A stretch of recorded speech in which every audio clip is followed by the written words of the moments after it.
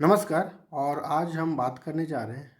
मैं अक्सर ये आपको बताने का कोशिश कर रहा हूँ, जब तक आप प्लानिंग करके अपने इन्वेस्टमेंट को स्टार्ट नहीं करेंगे, तब तक आपके इन्वेस्टमेंट को कंटिन्यू करना उतना ही मुश्किल भरा काम रह जाता है। क्योंकि हम और आप ये ऐसा सोचते हैं कि हम पैसे जो सेव हो रहा है उसको हम इन्वेस्ट तो कर रहे हैं, लेकिन मैं ये कहना चाह रहा हूँ कि अनएक्सपेक्टेड जो सिनारियो आते हैं, कुछ ऐसे चैलेंजेस आते हैं जो हमारे बस में नहीं होता है। और उस सिचुएशन में हमारे पास इकलौता जो जगह रहता है, जो हम अपने सेविंग्स को कर रहे होते हैं, या हम उस सेविंग्स को डायरेक्ट इन्वेस्टमेंट्स के पार्ट को सिर्फ देख रहे होते हैं मैक्सिमम रिटर्न के चक्कर में, और जिसके कारण से हम कुछ प्लान नहीं कर रहे होते। और इसके कारण से जो भी इन्वेस्टेड रहता है वो भी अमाउंट आपके हाथ से निकल जाते हैं, और आप वापस 5 साल 2 साल 10 साल के बाद आप वापस ज़ीरो पे खड़े रहते हैं। आज मैं वापस इस बात को क्यों कह रहा हूँ, मैं ये आए दिन देख रहा हूँ कि जो भी इन्वेस्टर को हम लोग समझाते हैं, और उसमें से कुछ ऐसे इन्वेस्टर हैं जो इस बात को समझना नहीं चाहते, और वो उन्हें ऐसा लगता है कि वो जो डिसीज़न ले रहे हैं वो शायद उनके लिए बहुत ही बढ़िया डिसीज़न है। और फाइनली ये देखने को मिलता है कि उनकी इन्वेस्टमेंट साल 6 महीने से ज़्यादा नहीं चल पाती है। मैं आपको बताना चाह रहा हूँ कि अभी रिसेंट की एक घटना है लगातार 2 दिनों से, और इस दोनों इंसान के साथ हमने स्टार्टिंग में मैंने ऐसा कहा था कि अगर आप ये कुछ चीज़ों के लिए प्लान अगर नहीं करेंगे तो आप अपने इन्वेस्टमेंट को कंटिन्यू नहीं कर पाएंगे, ना ही आप रिटर्न बना पाएंगे। आज आपको ऐसा फील होता है कि आप ज़्यादा रिटर्न बना लेंगे, लेकिन हमारा एक्सपीरियंस कहता है जो लाइफ में जो चैलेंजेस आते हैं उस पे आपका हाथ नहीं हो रहता है, ना आपका कंट्रोल रहता है।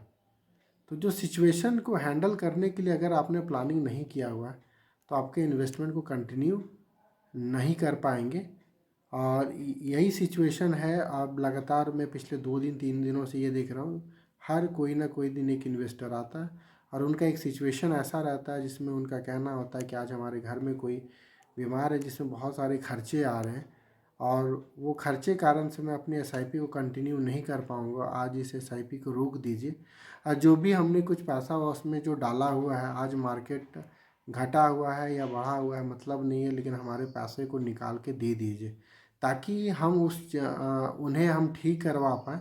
और साथ में जब हमारी ऐसी सिचुएशन आ जाएगी तो मैं वापस इसे सेव करना स्टार्ट करूँगा।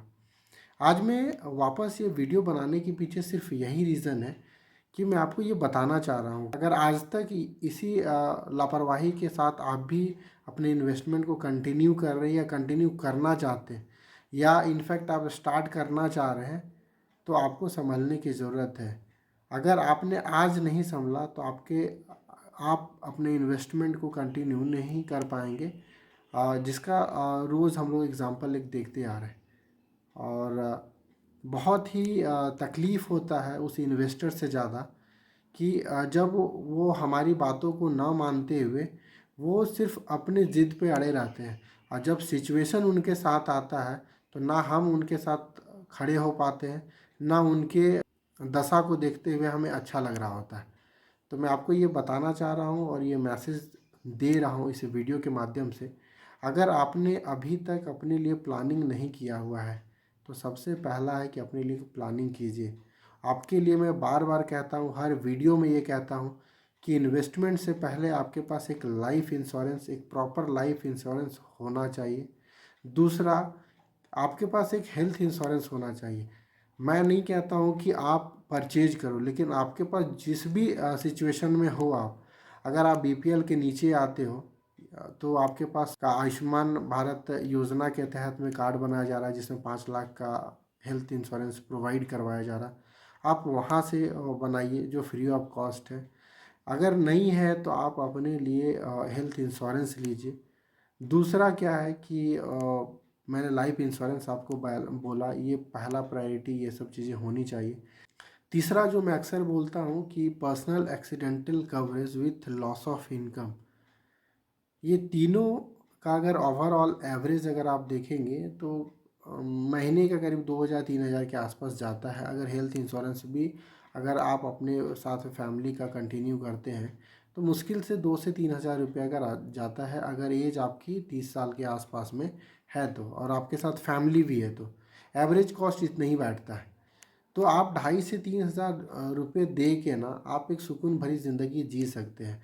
मेरा कहना ये है कि अगर आप 10,000 रुपया सेव कर रहे हैं तो 10,000 में आप 2 से 2,500 रुपया आप इधर पार कीजिए। ये इधर जो आप पैसा जो 2 से 2,500 दे रहे हैं ना, आपको आने वाले समय में लाखों रुपया आपको बचा के देगा। आपको हो सकता है अभी आपको फील ऐसा हो रहा है कि मैं 10,000 रुपया तक सेव कर सकता था, लेकिन ये फिजूल वाली चीज़ें में जहाँ मेरे को ज़रूरत नहीं है वहाँ मेरे को 3,000 रुपये चले जा रहा है। मैं बताना ये चाह रहा हूँ कि कोई भी ऐसा चैलेंजेस आपको कह के नहीं आता है, और जब आता है तो आपकी नहीं सुनता है। तो आज जो हम लोग रोज़ ऐसा देख रहे हैं, रोज़ कोई ना कोई ऐसा इन्वेस्टर आता है, नहीं सर उसे पैसा निकाल दीजिए, हम अभी इसको कंटिन्यू नहीं कर सकते। और अगर वो जिस समय हम लोग बता रहे होते, अगर वो हमारी बातों को समझते हुए वो कंटिन्यू करते, शायद वो सिचुएशन उनके साथ ये नहीं होता। तो मैं आप लोगों को ये अपील करना चाह रहा हूँ, साथ में एक मैसेज भी देना चाह रहा हूँ कि अगर आप वैसे लोग जो मेरे वीडियो को देख रहे हैं, जो इन्वेस्टेड हैं ऑलरेडी, वो इन्वेस्ट कर रहे हैं और अपने साथ प्रॉपर इंश्योरेंस नहीं रखे हैं, तो अपने लिए इंश्योरेंस प्रॉपर प्लान कीजिए। वैसे लोग जो मेरे साथ इन्वेस्टमेंट कर रहे हैं उनसे भी हमारी रिक्वेस्ट है कि वो अपने लिए इन 3 चीज़ों पे ज़रूर गौर कीजिए, और इसे अगर आप करेंगे तो शायद अपनी लाइफ में आप कंटिन्यू अपने इन्वेस्टमेंट को कर पाएंगे और एक अच्छा रिटर्न, जिस होप से आप आ रहे हैं कि एक अच्छा रिटर्न बना सकते हैं, तभी आप रिटर्न बना पाइएगा। अदरवाइज़ रिटर्न शायद ना के बराबर रह जाएगा, जैसा कि इन लोगों के साथ हो रहा है। वो हो सकता है कि अगर आपने प्लानिंग नहीं किया तो आपके साथ वो सिचुएशन आ सकता है। उम्मीद करता हूँ कि ये वीडियो आपको जानकारी दी होगी, एक अवेयरनेस का पार्ट बना रही होगी। जितना जल्द से जल्द अपने लिए प्लानिंग के साथ इन्वेस्टमेंट स्टार्ट कीजिए, चाहे वो 1,000 का ही इन्वेस्टमेंट क्यों ना हो, वो 2,000 का ही इन्वेस्टमेंट क्यों ना हो, या आप किसी भी XYZ अमाउंट का इन्वेस्टमेंट स्टार्ट कर रहे हैं, उससे पहले आपके पास प्रॉपर इंश्योरेंस होना चाहिए। क्योंकि आज ऐसा लोगों का बहुत सारे वीडियोज़ में देख के ऐसा लगता है कि लोग इंश्योरेंस बेकार होता है। मैं आपको कहता हूँ कि सिचुएशन को संभालने के लिए कोई इंसान नहीं आएगा, आपका लिया हुआ डिसीज़न ही काम आने वाला है। तो उम्मीद करता हूँ कि ये बातें आपको समझ में आई होगी, और अगर आपने प्लानिंग नहीं किया हुआ अभी तक तो प्रॉपर प्लानिंग करके अपने इन्वेस्टमेंट को कंटिन्यू कीजिए। Wish you best of luck.